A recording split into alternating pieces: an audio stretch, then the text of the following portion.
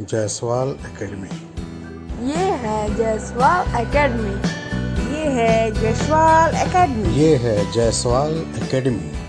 नमस्कार दोस्तों, कैसे हैं आप लोग। मैं एसबी जायसवाल आप सभी का अपने यूट्यूब चैनल जायसवाल एकेडमी में बहुत बहुत स्वागत करता हूं। दोस्तों, जैसा कि आप जान रहे हैं कि इस वाले वीडियो लेक्चर में मैं घन और घनमूल से संबंधित प्रश्न लेकर आऊँगा। ठीक है। इसके पिछले वीडियो लेक्चर में क्यूब का मैंने एक अलग वीडियो अपलोड किया है। उसमें हमने आपको बताया है कि क्यूब कैसे निकालते हैं, उसके शॉर्टकट ट्रिक और टेक्निक सिखाए थे। फिर दूसरे वीडियो लेक्चर में हमने आपको क्यूब रूट यानी घनमूल से संबंधित शॉर्टकट ट्रिक बताए थे और फैक्टराइजेशन मेथड बताया था। ठीक है, उसको आप देख लीजिएगा और समझ लीजिएगा कि कैसा उसमें कैसे निकालते हैं हम लोग। ठीक है। फिर इस वाले वीडियो लेक्चर में हम लोग कुछ क्वेश्चंस प्रैक्टिस करेंगे।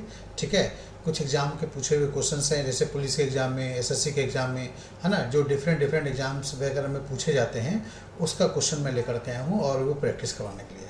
ठीक है। तो चलिए स्टार्ट करें हम लोग कि कैसे वो क्वेश्चन बनेगा और किस टाइप के क्वेश्चन वो आते हैं। अब देखिए दोस्तों, जैसे ये क्वेश्चन है, इसमें 3 क्वेश्चन मैं लेकर के आया हूँ। ये हमारा फर्स्ट क्वेश्चन हुआ, फिर अगला क्वेश्चन ये है, फिर दूसरा अगला क्वेश्चन ये है। ये तीनों अलग अलग क्वेश्चन हैं, इसके साथ में ऑप्शंस भी दिए हुए हैं। ठीक है। तो यहाँ पर क्वेश्चंस क्या पूछा है, find the cube root of 15.625। ठीक है। तो देखिए यहाँ पर पॉइंट के बाद 3 डिजिट है ना, और जितने भी ऑप्शंस हैं उन सब में पॉइंट के बाद सिंगल डिजिट है। इसका मतलब अगर इसका क्यूब रूट निकालें, पॉइंट को अगर हटा दें, पॉइंट को मैं भूल जाऊं, तो जो 15,625 बचेगा वो क्या होगा, परफेक्ट क्यूब होगा। ठीक है। तो अगर हम यहाँ पर पॉइंट को भूल जाएं तो इसके में भी सारे पॉइंट को उठाएंगे तो ऑप्शन मेरा क्या मिलेगा, 35, 25, 45, 55। तो इस तरह से ये परफेक्ट क्यूब हुआ। अब ये परफेक्ट क्यूब को हम लोग जो पिछले वीडियो लेक्चर में आपको हमने सिखाया था शॉर्टकट मेथड, वो शॉर्टकट मेथड वाले से ये हम निकाल सकते हैं। ठीक है। तो मैं एक बार फिर से बता दूं कि ये शॉर्टकट मेथड क्या था। हमें इस नंबर का क्यूब रूट निकालना है तो सबसे पहले आप राइट साइड से 3 डिजिट को निकालिए, अलग कीजिए, और फिर बाकी जो पार्ट है उसको अलग कीजिए। अब इसके यूनिट प्लेस पे क्या है, हमारा 5 है। तो ये 1 से लेकर के 10 तक के क्यूब में 5 किस में मिलता है, यूनिट प्लेस पे, तो 5 के क्यूब में मिलता है। तो इसलिए यहाँ पर क्या लिखा जाएगा, 5। ठीक है। अब यहाँ बचा क्या, 15। तो 15 के जस्ट पहले परफेक्ट क्यूब क्या है, तो 2 का क्यूब 8 है।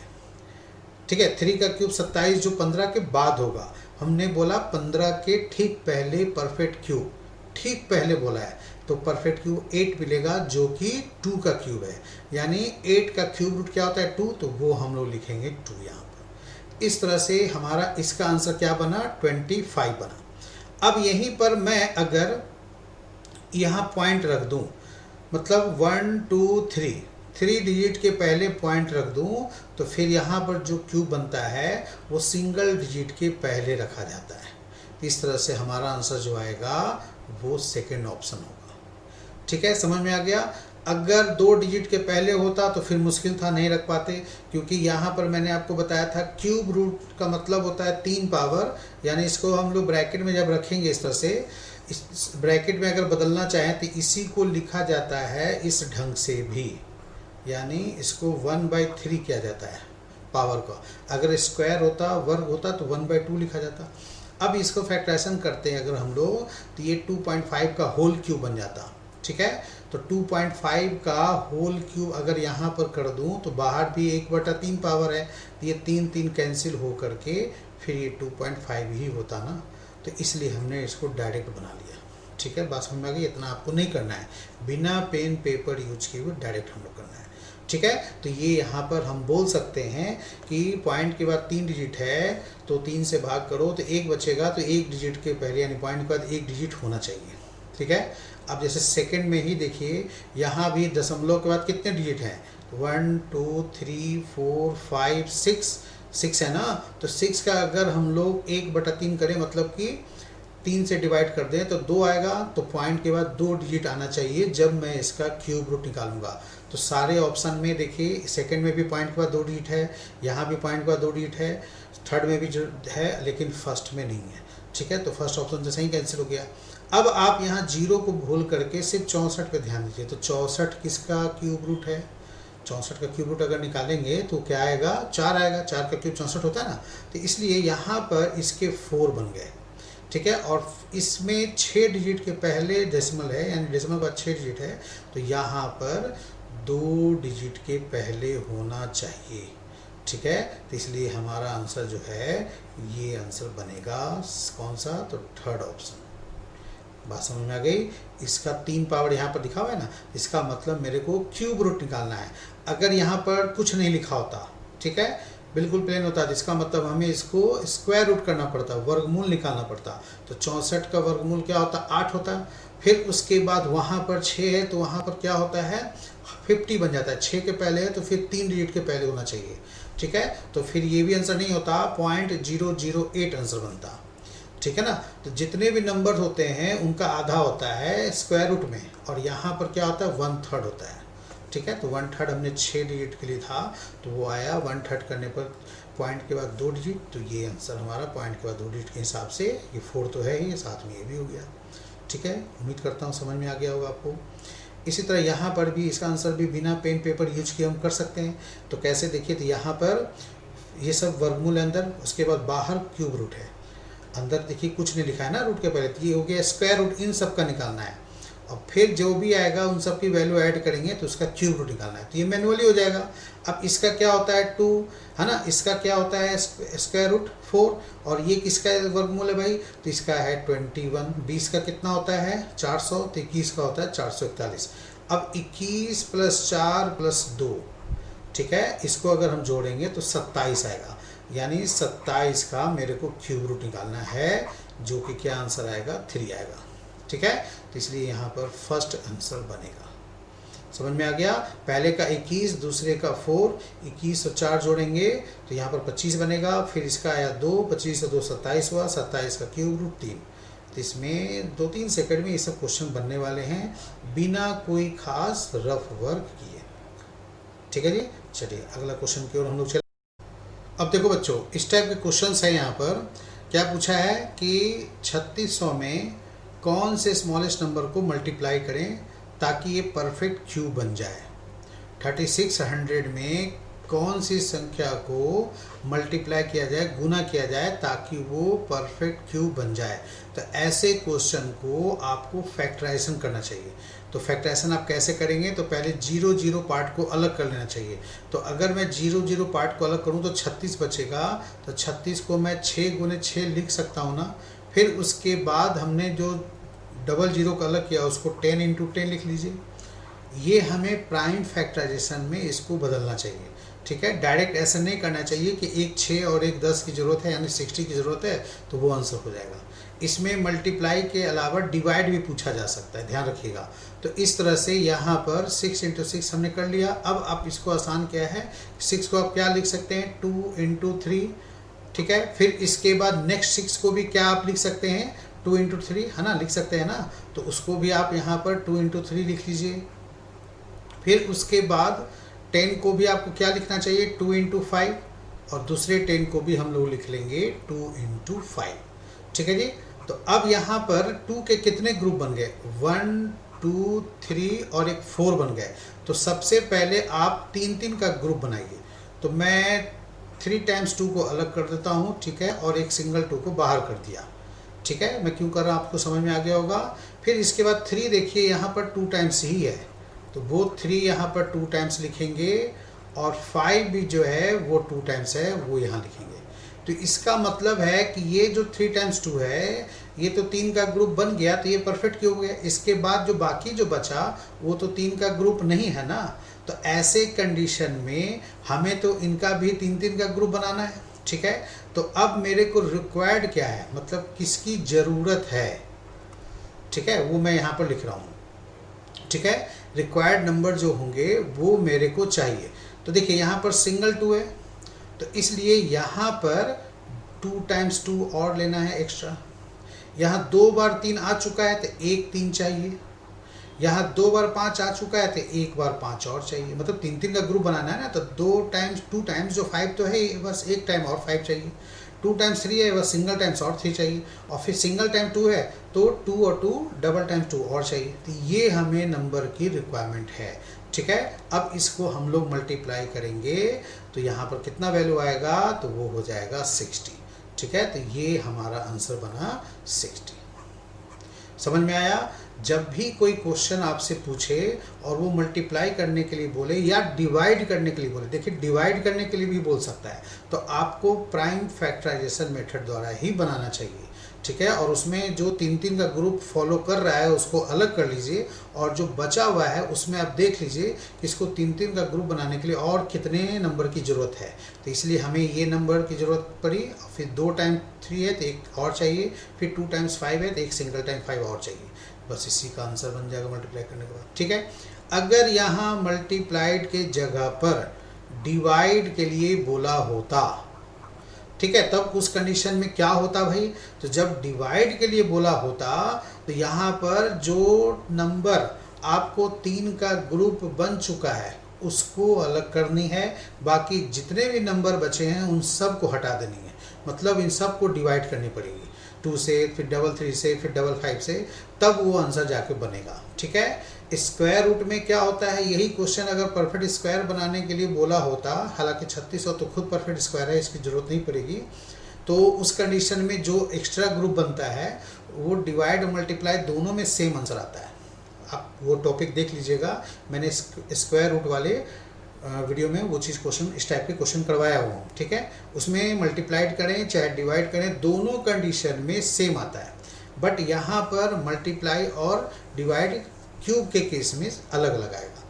तो मल्टीप्लाइड के केस में आंसर हमारा 60 बना, और डिवाइड के केस में हमारा आंसर क्या बनता, तो इन सब का प्रोडक्ट जो भी आता मल्टीप्लाई करने के बाद, ये हमारा डिवाइड के केस में काम आता। ठीक है जी, तो समझ में आ गया। तो इस तरह से हम यहाँ पर करेंगे।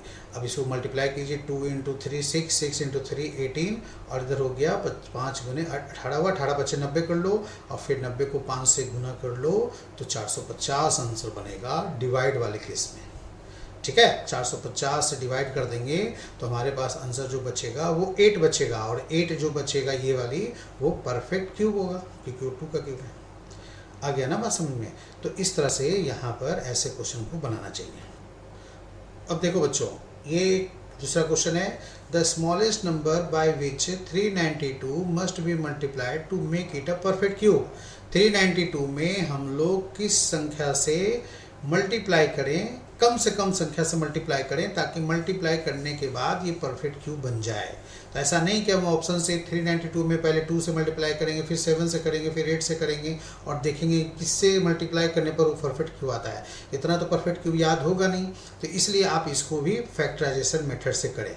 ठीक है, और फैक्टराइजेशन मेथड मैंने अभी आपको सिखाया था, वहाँ तो मैंने डायरेक्ट कर लिया था, यहाँ पर मैं इस तरह से आपको करके बताता हूँ। ठीक है, आप सबसे पहले यहाँ पर 2 से लगा सकते हैं, या आपकी इच्छा है आप चाहो तो 4 से भी लगा सकते हो। ठीक है, तो 2 × 1 = 2, एक बचा 19 हो गए, फिर 2 × 9 = 18, फिर एक बचा 12 हो गए, फिर यहाँ पर 2 × 6 = 12। ठीक है, फिर आगे अभी देखिए मैं 4 से लगाऊंगा तो लग जाएगा, आप कर सकते हैं, लेकिन आप प्राइम फैक्टराइजेशन करना है इसलिए आप 2 से ही लगाइए। फिर दोनों में 18, एक आया, फिर 2 × 8 = 16, फिर ठीक है लग गया। फिर यहाँ पर 2 से लगाएंगे तो क्या ये 49 टाइम्स होगा। अब अगला बार सिर्फ 7 टाइम्स ही होगा, 7 से ही लगेगा ना, 7 टाइम्स। ठीक है, बस ये इतना स्टॉप है। तो देखिए यहाँ पर 2 2 2 जो हैं वो 3 के ग्रुप हैं, 2 × 2 × 2 ये 3 के ग्रुप हो गए, है ना। और मेरे पास फिर अगला ग्रुप क्या बचा, 7 × 7। अब यहाँ पर मल्टीप्लाई करने के लिए बोला है कि किस नंबर से मल्टीप्लाई करें ताकि इसका ग्रुप मिल जाए, 3 का ग्रुप। देखिए एक ही 7 चाहिए ना, तो इसलिए यहाँ पर आंसर हमारा बनेगा 7। ठीक है, एक और 7 यहाँ रख दें तो ये चीज़ हमारा परफेक्ट क्यूब हो जाएगा, यानी इसको 7 से मल्टीप्लाई कर दें तो जो भी वैल्यू आएगा वो 100% परफेक्ट क्यूब होगा। ठीक है, अगर डिवाइड करने के लिए बोला होता बच्चों, तो डिवाइड के लिए क्या होता है, तो जो यहाँ पर परफेक्ट क्यूब के 3 के ग्रुप में बन चुके हैं उसके बाद हमारे पास ये 2 नंबर बचे थे 7 × 7, यानी 49 से अगर यहाँ पर डिवाइड का केस बोला होता तो आंसर हमारा 7 × 7 जो बचा हुआ नंबर है ना वही 49, फिर मल्टीप्लाई कर लेते उसका तो वो 49 आंसर आता डिवाइड के केस में। ठीक है, और मल्टीप्लाई के केस में क्या आएगा, तो 7 आएगा। ठीक है, उम्मीद करता हूँ समझ में आया होगा आप सबको। अब देखिए इसी क्वेश्चन में बोला है the smallest number by which 1080 must be multiplied to make it is a perfect cube. अब यहाँ पर डिवाइड करने के लिए बोला गया है, ठीक है। क्या बोला गया है? डिवाइड करने के लिए। इसके पहले मैंने 2 क्वेश्चन जो कराया वो मल्टीप्लाई करने के लिए बोला गया था, ठीक है। तो इसमें भी डिवाइड करें चाहे मल्टीप्लाई करें, प्राइम फैक्टराइजेशन करेंगे। और प्राइम फैक्टराइजेशन देखिए मैंने यहाँ पर करके रखा हुआ है। इसमें हमने उसी तरह किया जैसे 392 में किया था, 2 × 2 × 2 इस तरह से किया, फिर 3 × 3 × 3। तो देखिए ये हमारा 3-3 का ग्रुप बन गया, ये भी हमारा 3-3 का ग्रुप बन गया। अब ये एक्स्ट्रा नंबर बचा, तो डिवाइड के केस में जो एक्स्ट्रा नंबर बचता है वही हमारा आंसर हो जाता है ना। अगर यहाँ पर मल्टीप्लाई के लिए कहा होता डिवाइड के जगह पर, तो एक सिंगल 5 तो यहाँ है ही, 2 5 और चाहिए, यानी 5 × 5 और लिख लेते। तो ये 5 और ये 2 × 5 × 5 जो होता मिल करके 3 का ग्रुप बन जाता ना। तो डिवाइड के केस में 5 आंसर आएगा और मल्टीप्लाइड के केस में 5 × 5 25 आंसर आएगा, ठीक है। समझ में आ गया ये बात। तो यहाँ पर डिवाइड और मल्टीप्लाइड के केस में अलग अलग आंसर आता है। और स्क्वायर के केस में अगर इसको परफेक्ट स्क्वायर बनाना होता तो उस कंडीशन में हम लोग, मैं फिर से एक बार बता दूं इधर, अगर इसी को परफेक्ट स्क्वायर बोला होता क्यूब के जगह पर, तो हम लोग क्या करते, ये वाले 2-2 का ग्रुप बनाते, ठीक है, ये वाली। अब इसके बाद एक सिंगल 2 बचा होता, सिंगल 3 सिंगल 5, तो मेरे को एक और सिंगल 2 सिंगल 3 और सिंगल 5 जरूरत पड़ती, तो उस केस में हमारा 30 आंसर आता। अब ये 30 जो है परफेक्ट स्क्वायर के लिए, ठीक है। और यहाँ पर मल्टीप्लाई के लिए बोला होता या फिर आपको डिवाइड के लिए बोला होता, दोनों कंडीशन में 30 ही आंसर आएगा। क्योंकि जो सिंगल बच गया 2 3 5 उसको डिवाइड करके हटा दो, या तो फिर एक्स्ट्रा 2 लाओ, एक्स्ट्रा 3 लाओ, एक्स्ट्रा 5 लाओ, मल्टीप्लाई के केस में वो आंसर हमारा बन जाएगा, ठीक है जी। तो ये ध्यान रखिएगा, दोनों केस में क्वेश्चन में कहने का आंसर का फर्क पड़ता है, अलग अलग होता है, ठीक है। चलिए अब चलिए कुछ और क्वेश्चन हम लोग सॉल्व करें।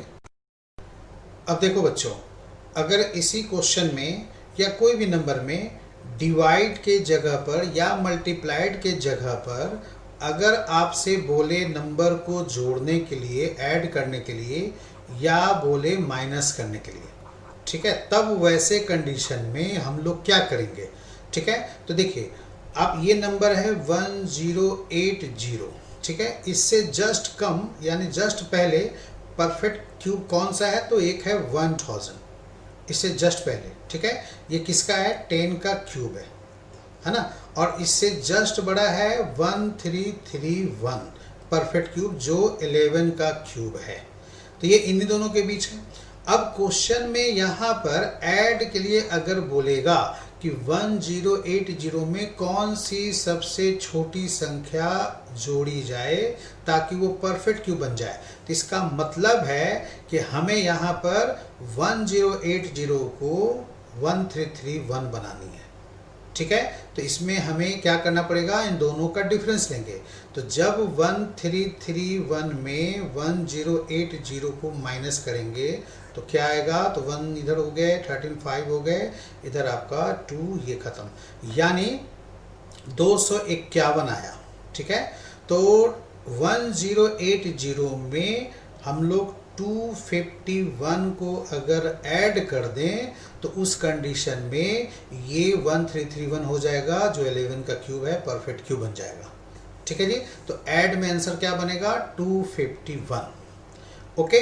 लेकिन अगर बोला होता कि कौन सी छोटी संख्या माइनस कर दें, कम से कम मिनिमम संख्या माइनस करें ताकि ये परफेक्ट क्यूब बन जाए, तो फिर हमें इसमें जो भी घटाएंगे हमें उसके लिए फिर 1000 बनाना पड़ेगा। तो ऐसे कंडीशन में हमें -80 करना चाहिए। इन दोनों का डिफरेंस क्या आएगा, 80 आएगा ना। तो जब -80 करेंगे यानी 1080 में 80 घटाएंगे तो 1000 बन जाएगा जो कि 10 का क्यूब होगा, ठीक है। तो यहाँ पर आपको उसके आसपास का परफेक्ट क्यूब निकालना पड़ेगा। प्राइम फैक्टराइजेशन नहीं करेंगे, प्राइम फैक्टराइजेशन में इनटू लिखा जाता है ना, तो या तो वहाँ मल्टीप्लाई का काम आता है या तो फिर डिवाइड के केस में काम आता है। लेकिन प्लस और माइनस में आपको परफेक्ट स्क्वायर, उसके आसपास का परफेक्ट क्यूब देखना पड़ेगा। स्क्वायर में भी उसके आसपास का हम लोग परफेक्ट स्क्वायर ही देखते थे ना, तो क्यूब में भी उसके आसपास का परफेक्ट क्यूब देखेंगे। जस्ट इसके पहले कौन सा परफेक्ट क्यूब है, बस उतना डिफरेंस लेके उसको ऐड कर देना है। और इसके माइनस के लिए बोलेगा तो जस्ट इसके पीछे कौन सा परफेक्ट क्यूब है वो निकाल करके दोनों का डिफरेंस ले लेंगे। ठीक है, तो दोनों कंडीशन में यहाँ डिफरेंस ही आएगा, सब्ट्रैक्शन में हमें ये काम आएगा। ठीक है, और एडिशन में हमें ये 251 बनेगा। ठीक है, उम्मीद करते हैं आप लोगों को समझ में आ गया होगा। तो इस टाइप का क्वेश्चन आप प्रैक्टिस कर लीजिएगा। ठीक है, चलिए मैं अब कुछ अगला क्वेश्चन और प्रैक्टिस करवा दूं आपको। अब देखो बच्चों, इस टाइप के क्वेश्चन को कैसे सॉल्व करेंगे, ये भी एसएससी का ही पूछा हुआ क्वेश्चन है, और पुलिस वाले एग्जाम में, रेलवे के एग्जाम में भी इस टाइप के क्वेश्चंस आते हैं। ठीक है, तो यहाँ पर क्या बोला है, find the value of 1 cube plus 2 cube plus 3 cube plus dot dot dot लेकर 10 क्यूब। यहाँ 10 क्यूब की जगह पर आपको 15 क्यूब दे सकता है, 20 क्यूब दे सकता है, 100 तक का भी क्यूब जो है वो दे सकता है। ठीक है, तो इस टाइप का क्वेश्चन कभी कभी बैंक क्लर्क में भी दे देते हैं, तो इस तरह से ये अच्छा इंपॉर्टेंट क्वेश्चन है। ठीक है, तो इसको कैसे बनाएंगे, तो देखिए इसके लिए एक फॉर्मूला होता है, वो फॉर्मूला मैं लिख देता हूँ। ठीक है, n into n plus 1 divided by 2। ठीक है, फिर इस पूरे वाले पार्ट का होल स्क्वायर होता है। ठीक है, तो n प्लस 1 यहाँ पर जो है वो आपका n है क्या, तो n जो है वो लास्ट संख्या है, जो अंतिम संख्या इसमें दिया हुआ है ना, लास्ट नंबर वो है। जैसे लास्ट नंबर कौन है, 10 है, ये n हो गया। अगर ये 100 होता तो वो लास्ट संख्या, हमारी अंतिम संख्या 100 हो जाती। ठीक है, तो यहाँ पर इसी n की वैल्यू को यहाँ पर 10 रखेंगे। ठीक है, तो n यहाँ पर क्या हुआ, 10। ठीक है ना, तो अब इसको सॉल्व कीजिए, 10 रखिए, फिर 10 प्लस 1 है तो 11 हो जाएगा। ठीक है, और फिर इसके बाद 2 से डिवाइड करना है।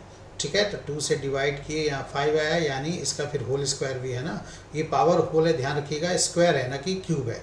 ठीक है, कुछ लोग गलती से देखते हैं क्यूब है तो यहाँ पर 3 पावर होगा, 3 नहीं होगा, 2 पावर होगा।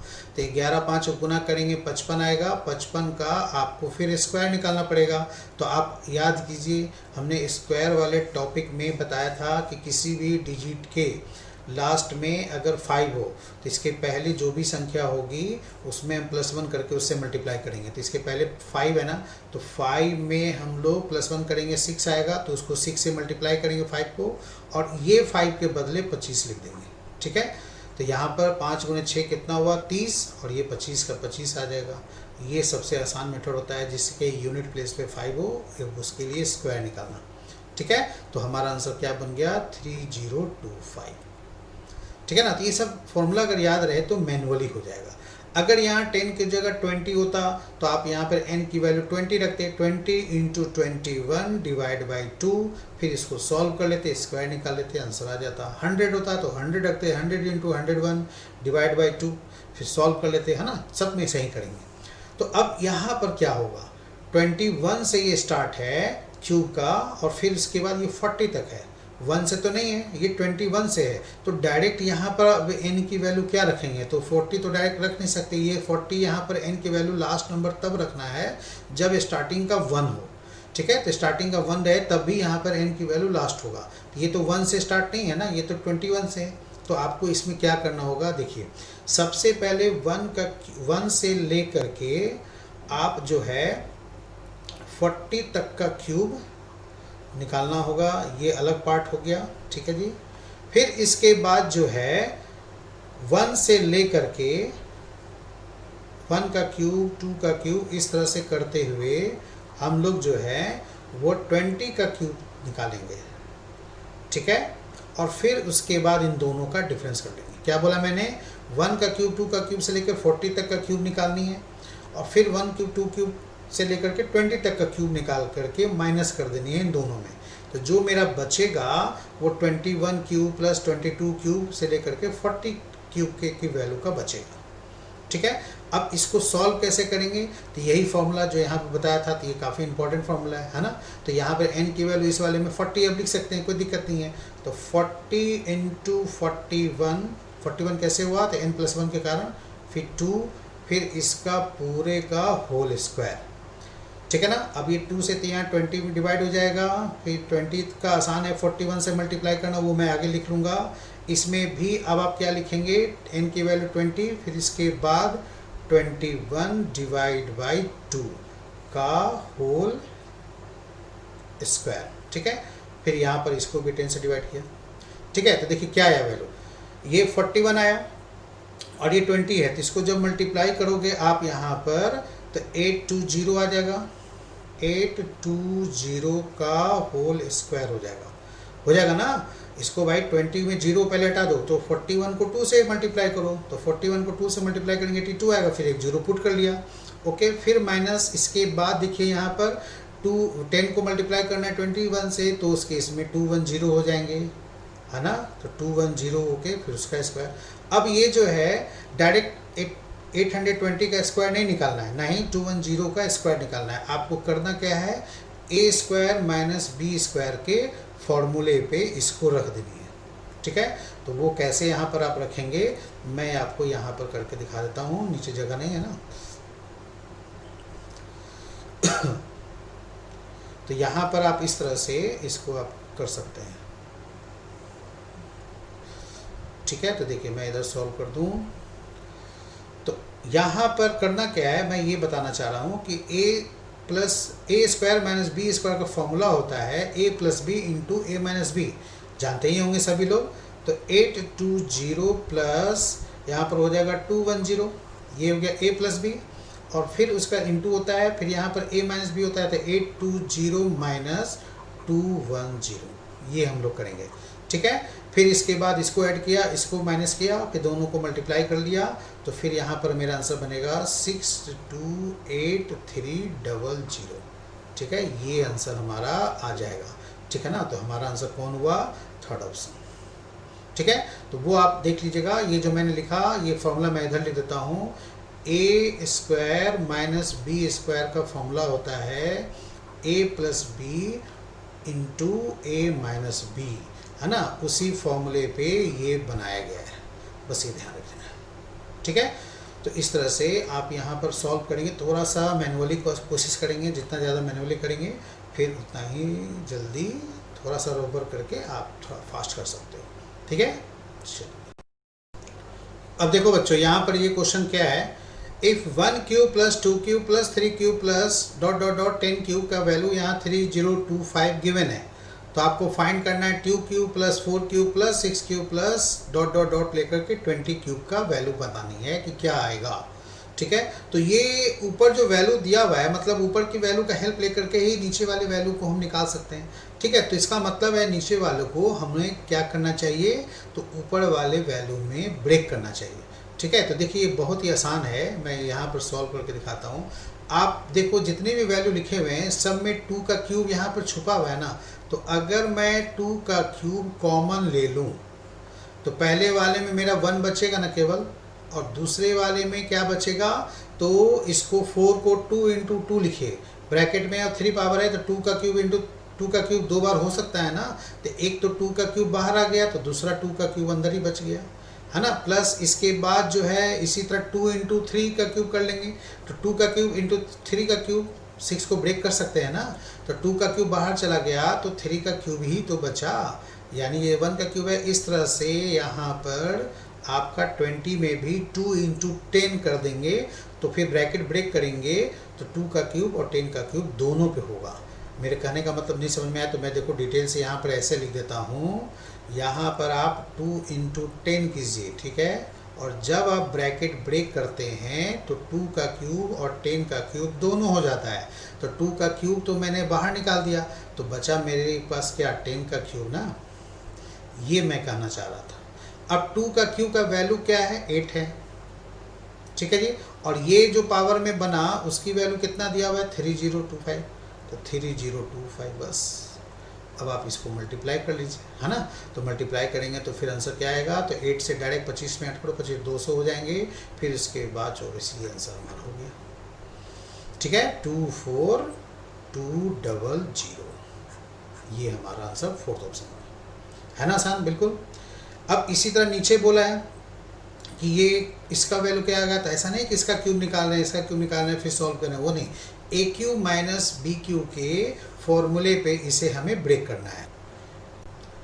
अब देखिए वो फॉर्मूला हमारा क्या है, ए क्यूब माइनस बी क्यूब का फॉर्मूला जो है मैं यहाँ पर लिख देता हूँ, वो है ए माइनस बी, फिर इसके बाद इंटू है मतलब मल्टीप्लाई का साइन है, फिर उसके बाद है ए स्क्वायर प्लस ए बी, फिर प्लस है बी स्क्वायर।